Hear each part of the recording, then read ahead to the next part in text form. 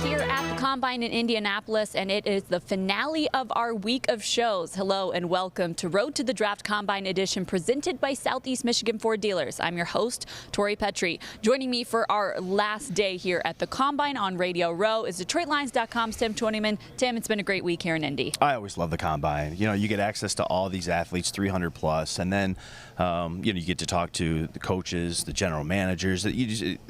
The CBA stuff that goes on, the league news. There's just so much stuff going on. So it's always a great week for content. Yeah, it's the convention of the NFL here in Indianapolis. It is wrapping up for us as the press conferences ended this morning. We're going to hit the road and leave Indianapolis, but there's lots to talk about still. We're going to talk about defense today. But first, it's the first time we get to talk about workouts. The players finally hit the field for workouts for the first time last night. It's a new system here at the Combine since players are working out in prime time now. And we got to kind of see the fruit of that last night. Cool to be able to be done with work and sit back and watch the players. Yeah, it's a little bit different. You know, it's a strange format because you get all the players early in the morning. So, yeah. you know, the players are talking at 8 o'clock. And then you're still paying attention 8 p.m. to the workout. So they make for a little bit longer days, but yeah, I do like kind of having to sit back and watch that at night, not having to kind of pull double duty of talking to the players and then figuring out what other guys are doing on the field. And so to spread it out, it's a little bit easier for us. It is. Well, there were a few notable things from last night. A couple of quarterbacks who didn't work out. Of course, Tua Tagovailoa as he continues to recover from that injury. Joe Burrow did not work out either, but we did get to see the wide receivers run the 40-yard dash. That is always a much anticipated event of the Combine. So let's take a look at who ran the fastest last night. First was Henry Ruggs III with a 4.27. Henry Ruggs from Alabama. What a run from him. That is a quick 40-yard dash. He was followed by Quez Watkins with a 4.35. Denzel Mims from Baylor with a 4.38. Darnell Mooney with another 4.38 out of Tulane. And then Devin Duvernay from Texas with a 4.39. Those are some speedy guys, but Henry Ruggs had some high expectations coming into this Combine, and he showed out. Yeah, I thought he might break the record. He didn't quite get there. Close. But, you know, we've talked about this wide receiver class all week about just how deep it is, how talented it is, and I think they didn't disappoint on the field last night. You got 14 guys ran in the 4.4s.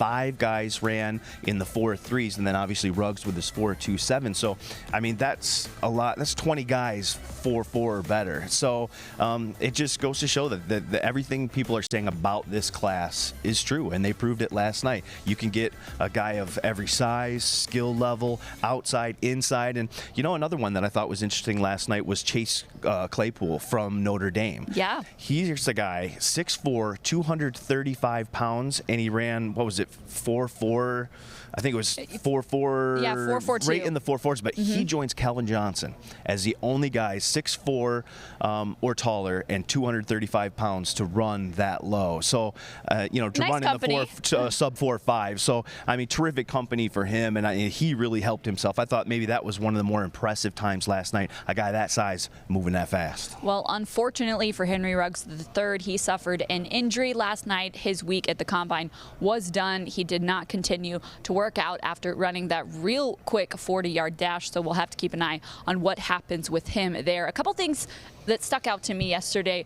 First of all, Brandon Ayuk out of Arizona State, a 40-inch vertical 4.5 40-yard dash. He played behind N'Keal Harry last year, who is on the Patriots now, and he's really risen to the top of this wide receiver draft class. Yeah, another guy who's helped himself out. I think he's kind of solidified himself in that first round or late first round, early second round. So, yeah, another guy who definitely helped himself out last night. Well, for the Michigan fans, Donovan Peoples-Jones showed out with a really good vertical jump. This guy had a 44.5-inch vertical. Really big standout from him. And then also from ASU, their punter put up 25 reps on the bench press. That might be the most impressive thing of this Combine so far. That blew my mind.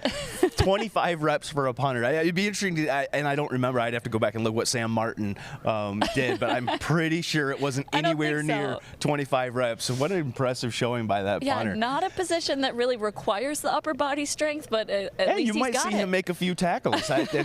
You know, cut like that. he might go in there and make a few. You know, and the funny thing with, you mentioned Donovan Peoples-Jones, and obviously the production wasn't where you wanted to see his last year at Michigan. But sometimes what you find at the combine, when a guy runs fast when he's maybe not expecting to, or when he jumps as high as Donovan did, I think that lets NFL people maybe go back to the tape. Sure. And you try to see the physical traits are there. Why maybe wasn't the production there? And you try to find clues to that. Maybe it was something other than him that kind of led to that. So it'll be interesting to see kind of what that jump does for his stock. Considered maybe a mid-round guy, we'll see if kind of people go back to the tape and you know, he moves himself up when, you know, after you do something like that.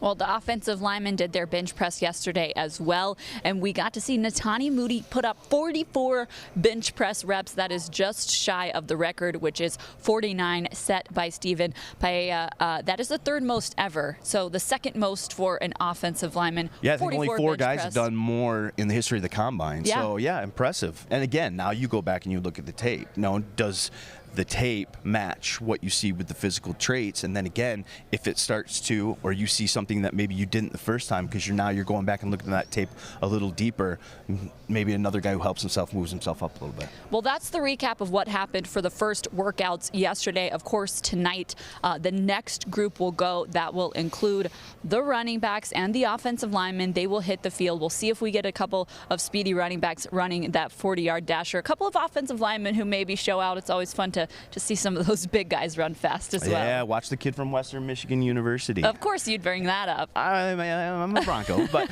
he's expected to really blaze. He could be another guy that maybe reaches into those 4.2s. He was clocked in Kalamazoo. Levante Bellamy, I believe is his name, 4.24 his junior year at Western. So we'll see if he can top Ruggs and maybe even break the record here. He was optimistic when I wandered over and talked to him earlier in the week. So we'll see. All right, we will see. Well, Tim, we've talked a lot on our shows this week about the offense, and the topic that a lot of Lions fans want to hear about is the defense. A lot of needs on that defense for the Lions this upcoming season. Yesterday, the linebackers and defensive linemen talked, but first we'll start with those linebackers. Here's what they had to say yesterday.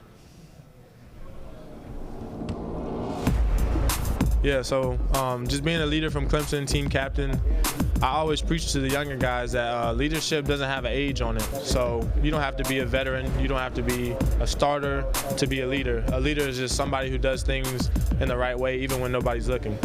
I think it's really beneficial for me because I know, like, years ago it wasn't good to be a positionless guy, but now it's became a benefit for me just for all the versatility that I'll be able to do, play linebacker, play safety, whatever it is. I feel like it just helps me out. Yeah, I think that's a part of my game that teams are really impressed with, my ability to be so versatile and kind of do a lot of different things very well. With that being said, I played off the ball at the Senior Bowl and got to showcase my ability to do that. I feel completely comfortable and just willing to do whatever it takes. He's a great coach, you know, very funny, not very funny, but like passionate and, you know, serious, but also knows how to like communicate with his players and have a relationship with his players. And, you know, he runs a tight-knit program there. Everything's on a strict schedule. It's kind of like Michigan a little bit, you know, things are very strict and are in a set way. So I just think, you know, my intelligence, I think, you know, I'm an extremely instinctual player. You know, I watch between 5 to 6 hours of tape every day. You know, first guy in the building in the morning with my position coach watching film, and, you know, all those things, they pay off. And, you know, able to use them on Saturdays. And so I think, you know, my intelligence is something that, you know, here I'm just, you know, trying to harp on when I'm in meetings, formal interviews with teams. It's just, you know, letting guys know, letting guys see, you know, how smart I am. That's a specialty for me, being able to cover people out the backfield, be able to cover tight ends. So I feel like that I'm that athlete that could do that and as well play the run, because you can't have a linebacker in there just to cover and then it's now time to run the ball and you can't stop the run. So I feel like I bring every tool to the table for that. Good stuff from those linebackers. So let's take a look at Bucky Brooks' top 5, as we have been doing with every position group thus far this week. Isaiah Simmons from Clemson, obviously at the top of that linebacker group. Next up is Zach Bond from Wisconsin, Kenneth Murray from Oklahoma, Patrick Queen out of LSU, and then Akeem Davis-Gaither from App State. Isaiah Simmons is really at the top of that group. That's where you got to no start question. talking about. Yeah. Exactly. What makes him so special? He's one of my favorite players in this entire draft, just because it's amazing how this league has advanced. You know, a few years back, you looked at positionless players, and maybe that you look down on a guy like that. He was good at a lot of things, not great. How would he play in the NFL? And it's amazing how this league has changed. Now those guys have so much value. And when you talk about a positionless player, Isaiah Simmons is right there. We were talking to him yesterday, and he said he played 5 positions in one game. He can play safety. He can play slot corner. He can play both outside linebacker spots. He can even rush the passer. He had 8 sacks. I mean, you look at his statistics from last year: 104 tackles, 16.5 tackles for loss, 8 sacks, 3 picks, defended 8 passes, forced a couple turnovers. He's a playmaker. And, you know, Bob Quinn was asked about him earlier in the week, and he said as much too. He's a terrific guy, just a playmaker. And when you look at this Detroit Lions team, what do they need? They need playmakers on defense. This is a team that had the second fewest sacks in the league. They were tied for last in interceptions. They were in the bottom third of just about every statistical category on defense. They need playmakers. And when you talk about Isaiah Simmons, that to me is what he is. Like, this is a league now where you're trying to match up against the George Kittles of the league, the Travis Kelce's. You know, teams are trying to find guys that can do that. And in my opinion, Isaiah Simmons is a perfect guy that can do that. He's got size, length, speed, played safety. You can put him in the slot against linebackers and talented running backs who can catch the ball out of the backfield. So I just think he's going to be a terrific addition to anybody who gets him. And I'm pretty sure Bob Quinn and the Lions are going to do their homework on him when they're on the clock. Yeah, I loved what he said this week. He was asked straight up, what position do you play? His answer was defense. And that's what he is. That really sums him up. It seems like something that Matt Patricia would have a lot of fun trying to find a place for in his defense. Good point by you, and that was how I was going to touch on next is, you know, when you look at the Lions, I mean, look at how many 3 safety sets they played last year. They love that package. You know, they play 4 linebackers a lot, and they'll mix between those 4 linebackers, 3 safety packages.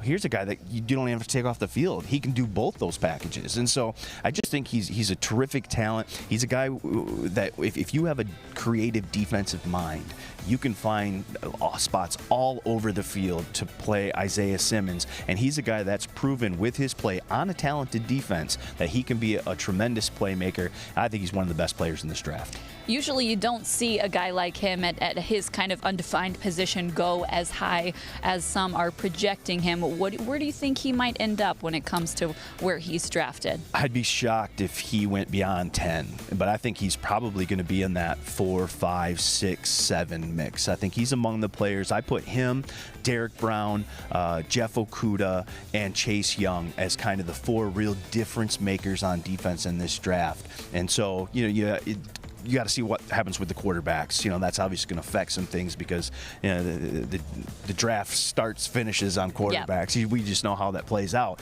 But I think you're going to see those 4 guys are going to be the first defensive guys off the board, and I'd be shocked if he wasn't a top 10 pick. Where would you rank the Lions' need of a linebacker amidst all the other needs that they have? I think you got to look at the defensive line rushing the passer a little bit, and obviously finding a cornerback. You know, even if Slay does return, I think you still need one opposite Slay. You've got Justin Coleman in the slot, but I think you really got to find that outside guy. I would put my needs there, but you look at the linebacker, and I think one area where the Lions struggled within their defense last year was covering tight ends, running backs with their linebackers. Not a strength of Jared Davis. Obviously, Christian Jones, a bigger guy, not a strength there. So I could see a guy like Simmons. You come in, he can be a terrific guy that you can put in the slot. You can match up against tight ends. If you're facing a Christian McCaffrey type out of the backfield, I think he's a guy that can spy that. He can run sideline to sideline. He's got size. He's got speed. I just think he's a terrific chess piece on defense. And I think, like I said, some teams are really going to get a good player when they draft Isaiah Simmons. Well, you mentioned how high the need of defensive linemen ranks for the Lions. I know a lot of Lions fans want to hear from the defensive linemen that spoke at this year's draft. So take a look at what those guys had to say yesterday.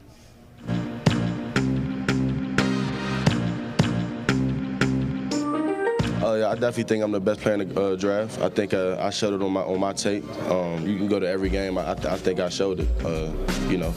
And you know, I definitely think I put my best foot forward this year. I grinded hard. You know, two of my biggest things are hard work and dedication, and I'm gonna bring those two to the NFL with me. I feel like I can do everything. You know, I would do anything a team needs me to do, and I feel like I can do it when I put my mind to it. So if they want me to, you know, move in the 3-tech and rush the passer outside my hand in the dirt, you want me to stand up, I can do it. Drop back, check tight ends, check it back, I can do it. So play linebacker, I can do it. So I feel like, you know, I'm gonna come in with that mindset, and right now I'm getting myself prepared, you know, to do everything across the board. Yeah, I do. You know, week in, week out, you know, we're going against the best talent in the country. So, I mean, those guys, you know, on the other side of the ball, you know, they're trying to do the same thing I'm trying to do. And, you know, it's just about who can impose their will on the other person. I mean, I look forward to getting my feet wet and, you know, just kind of be able to learn the system and be able to, you know, play against these guys as all-pro. And, you know, you go week in, week out. You got to give it every week. So, I mean, I'm excited about it.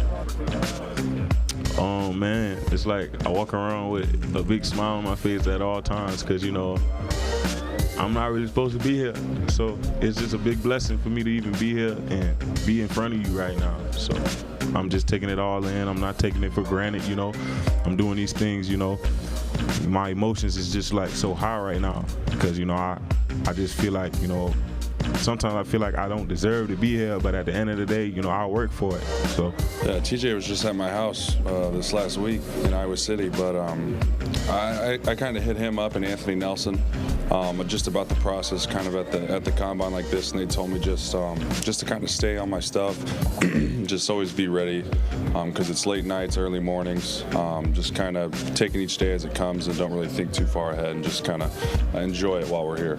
I mean, I guess D-line play really all has the same basics, fundamentals, and it's just kind of sticking to the fundamentals. And football is always football, but there's different techniques and everything. And so I really just kind of looking for someone to be able to, someone to kind of teach me that way, because I never played in the inside with significant reps, just kind of in pass rush situations, but I feel like the more reps I get, the better I can be. The reason why he's at the lines right now, he could have not been on a team. So I'm grateful for them giving him that opportunity, because then it opens up the door for me. So I mean, I'm thankful for every team that's talked to me. Thankful for being here. It's a great opportunity.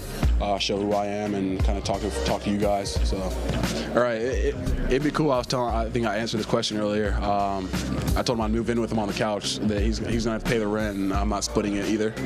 He's gonna have to take care of everything, because I'm the younger brother, and that's what, you know, older brothers do. They take care of their younger brother. So it'd be cool. Whatever team picks me up, it'd be cool to play with him. I've always wanted to play with him, so it'd be an honor. Well, it would be fun to see Julian reunite with his older brother, Romeo, if he were drafted to the Lions, but I'm not so sure Romeo would be okay with that surprise roommate situation. Well, who's going to pay the bills, right? Well, it would be a fun match to watch if he were to end up in Detroit. It's certainly a guy that could interest the Lions on day two, but there's one guy atop the list of those edge rushers who interests pretty much everyone in this draft, and there's only a couple of teams who have a shot at getting him. That is Chase Young. He tops Bucky Brooks' list of the top 5 edge rushers, followed by friend of TJ Hawkinson, AJ Epinesa out of Iowa, then Yetur Gross-Matos out of Penn State, Terrell Lewis out of Alabama, and Curtis Weaver from Boise State. But the conversation at edge starts and ends with Chase Young. Yeah, well, Bucky Brooks has him at the top of his list, and Chase Young was asked yesterday at his media session, do you agree with the people who think that you're the number one player in this draft? And he says, I am. And without any, he wasn't bragging, he was just answering the question. He said, I am. And I think he is. The quarterbacks are always going to go higher. That's just the way it is. But this kid, if you're looking for an edge rusher, and the Detroit Lions checks, as they say, all the boxes. He's got production, he's got energy, and he wants to be good. Guess what? He is good. Yeah, I mean, you hear a lot of players at the Combine say that phrase, I think I'm the best player in this draft, because they should. They should always be confident in themselves. But a guy like Chase Young actually has a case to say that he is the best player in this draft. And you were on our show yesterday talking about your mock draft and how you thought there's a scenario where Chase Young might fall to the Lions if the Dolphins are able to work out a trade with the Redskins. Is it a scenario or is it a hope? There are a lot of things I want for Christmas. I don't get them all. But look, it would take a trade down and a trade up. Somebody would have to go up and trade with Washington who wants a quarterback. Maybe Miami, go up to number 2 and be absolutely certain you're going to get the quarterback you want after Joe Burrow goes off.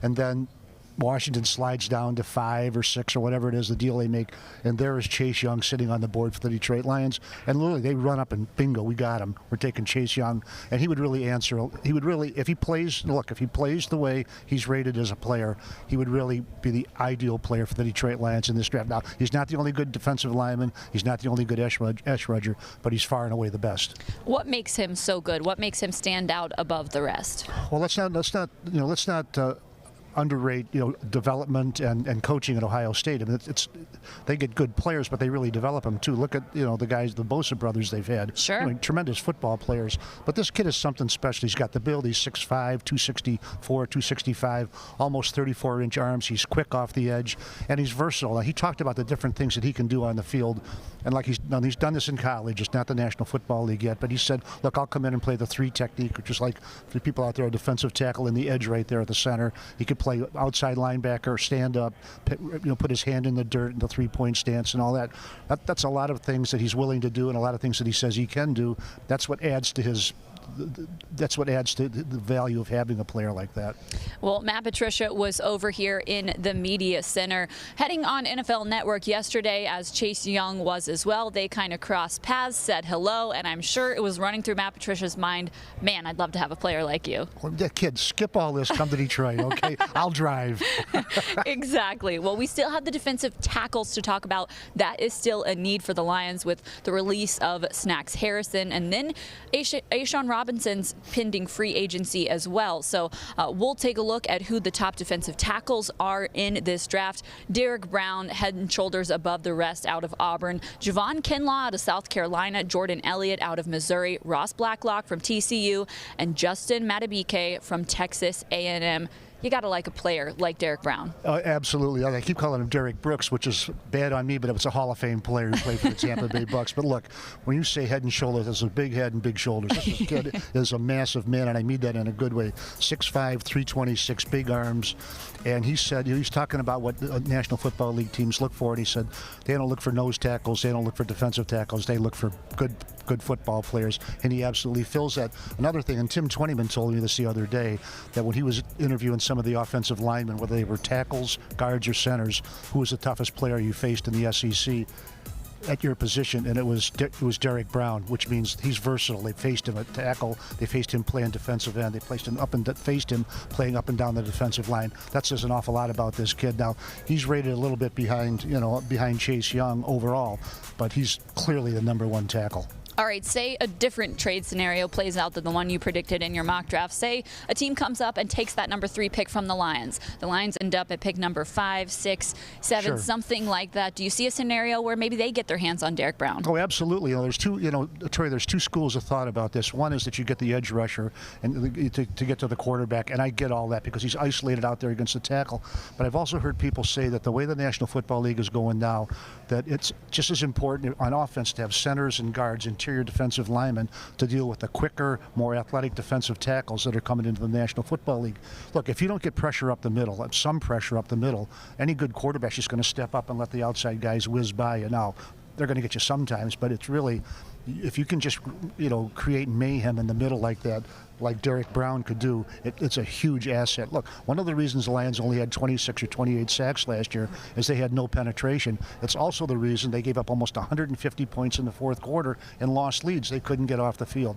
Any one of these two guys, Young and Brown, is an answer to the Detroit Lions' need. Hey, I'm with you. We'll see what happens when the draft plays out. We've got to get to a break, but when we are back, we will talk about the player that has most often been mocked to the Detroit Lions. Stay with us.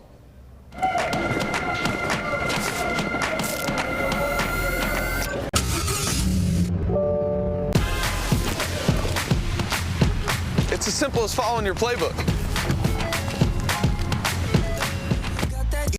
Anticipated return of record-breaking global superstar Justin Bieber. Can we be friends? Changes tour.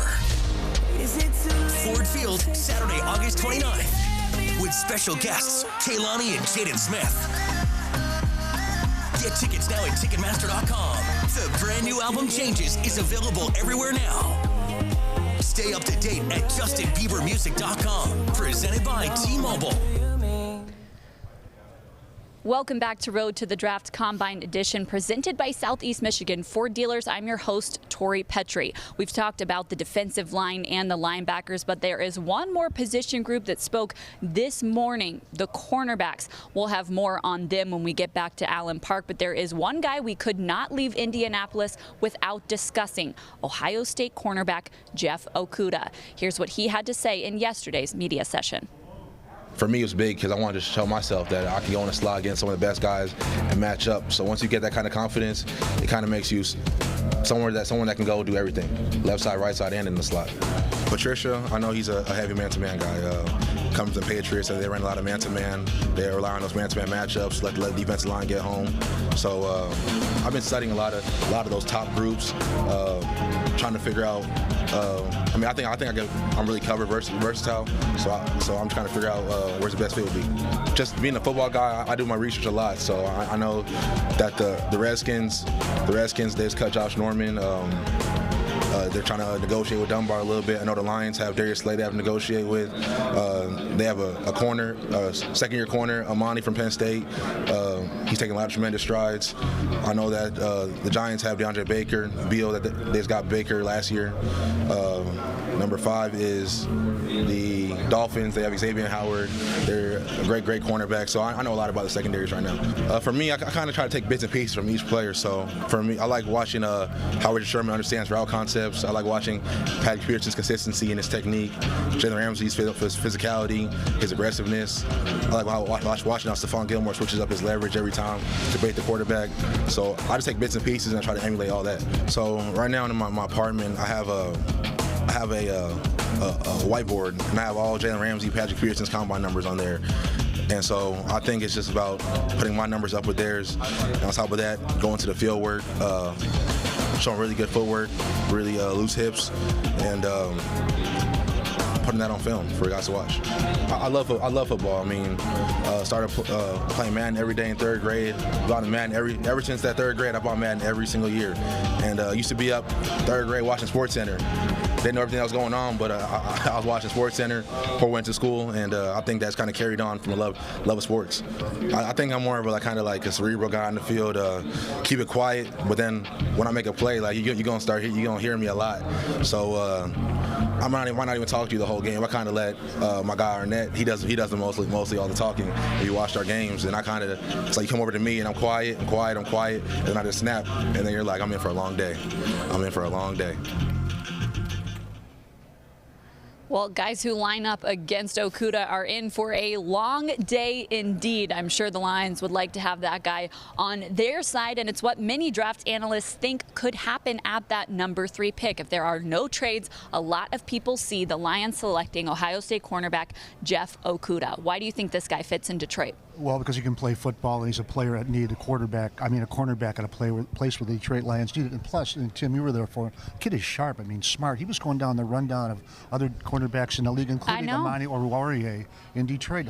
Why would he know that? You know why? Because he takes it seriously. It's his business, and he wants to be ready for the National Football League. And even more, too, he knew the schemes and the coaches and what they run, man versus zone. It was one of the more impressive interviews I've seen at the Combine. Just knowing personnel. He's a guy who studies, and he's going to come into this league. He's going to be well prepared. He knows where he fits, and I just thought it was terrific. And obviously he's got the connection with Detroit. I talked to Darius Slay when I was at the Super Bowl in Miami, and he said that he and Okudah have talked. And good on Jeff Okudah to reach out to a guy like Darius Slay, a guy who's been in the league, who's done it at a high level for a long time, and you get a little mentorship. And so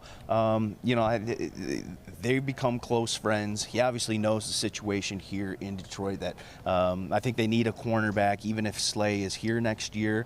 They certainly need one if the Slay's traded. And so he's an impressive kid, 6'1" and an eighth, over 200 pounds. He's got terrific length. He was coached really well at Ohio State. And look, he plays man coverage. He gets up the line of scrimmage. He doesn't mind putting his hands on a receiver. And I just think he's a perfect scheme fit, perfect profile for a Detroit Lion. Yeah, I had him going to the Lions in my first mock draft, mock 3 1.0, and I had Chase Young in my second one. Stay tuned, folks. There's more to come. But just like Tim says, another kid checks all the boxes, and he's just absolutely clean. And he talked about how he how he developed from his first, second year at Ohio State to his third year. Started playing the ball more, reacting to the ball, turning and following the ball more. Didn't get penalties, didn't get beat deep. Kid who takes it seriously, and he developed. Well, like we talked about with Isaiah Simmons earlier, this team had 7 interceptions last year. That was tied for the last. They need guys that can get their hand on the football. So they need difference makers. They need playmakers. I put Jeff Okudah in that mix. Well, I totally agree with you guys. It was so impressive to talk with him. I mean, I feel like he really had a grasp on what's going on around the league. But you hear him talk about how much of a football fan he is. He says he was in 3rd grade watching SportsCenter. Wasn't really sure everything that was going on, but he was a football fan. He wanted to watch his SportsCenter in 3rd grade. And so you hear him say things like, well, I know Matt Patricia runs a man-to-man system, and so I feel like I can do that. And just to have that grasp of the possibilities of teams that he could go to. He named off that 2, 3, 4 picks and what systems they run. So he's well aware of where he's going to be drafted. You know what he strikes me as? He strikes me as a guy who's going to be first one in the building in the morning, right alongside Matthew Stafford, and one of the last ones to leave. That's the kind of player I think you're getting if you get a Jeff Okudah. You talk about the speed and the skills and the playmaking ability. I think he's just a guy who loves ball, and he wants to work. And so, you can work with guys like that. And so, I think he'd be a terrific fit. Well, Tim, you talked about it, that he would be a fit whether or not Darius Slay comes back. Of course, that's a piece of the conversation. What happens with Darius Slay? There's a few different scenarios. Bob Quinn said that they are examining all of them, whether they re-sign Darius Slay to a long-term deal, whether they let him play out the rest of his contract, or whether they figure out a trade. How much does that impact the need at corner? Well, we'll know that because, the free agency will have played its way out, I think, by the time the Lions make their first pick on April 23rd. So I think we'll know that. I can go both ways on the Slay thing. I can see him staying. I can see him going. I can see him them keeping him to the last year of his contract. To me, it's just hard to predict. I think it's a good point by Mike, and we sometimes forget when we talk about the draft that free agency comes first. And so your needs right now, when we're here at the Combine, be significantly different. The conversation always changes. It always changes because of what you do in free agency, and so I think the Lions are going to get one in free agency, a corner, a veteran guy. But I could see them drafting too. I think they need to add a few more bodies to that room. Whether you have Slay or not, you've got Justin Coleman in the slot. You like what you got in Oruwariye. You think he can develop. He did some good things as a rookie, and he's going to take a big step in year 2. But even with Slay, I still think you need 1 or 2 more guys to kind of fill out that room. And just real quick, that's 5 weeks after the start of free agency is the start of the drafts. That 5 weeks is a long time to take care of business. Well, gentlemen, it has been a good week here in Indianapolis. Of course, even though the cornerbacks just spoke this morning, we didn't get a chance to run through all of them, but it was important to touch on Okudah just because of all of those mock drafts. We appreciate you guys weighing in on our shows this week. It's been a fun one. Pleasure's all mine, and for the record, we did not have SportsCenter when I was in the 3rd grade, okay? You would have been watching it if so. Well, thanks, guys, so much. If you guys missed any of our shows, you can catch them on DetroitLions.com. They are all posted there after the shows wrap up. We appreciate you tuning in all week with us to our shows, but be sure to tune back in on Monday because we will have a recap of everything that happened as far as the workout goes on Monday. So tune back in for that. We're looking forward to it. Monday afternoon, I'll also have the 10 players that impressed me here at the Combine, so something to look forward to as well. Just go to DetroitLions.com. You'll find all of the info that you need right there, and we will be back with you on Monday, so we will see you then.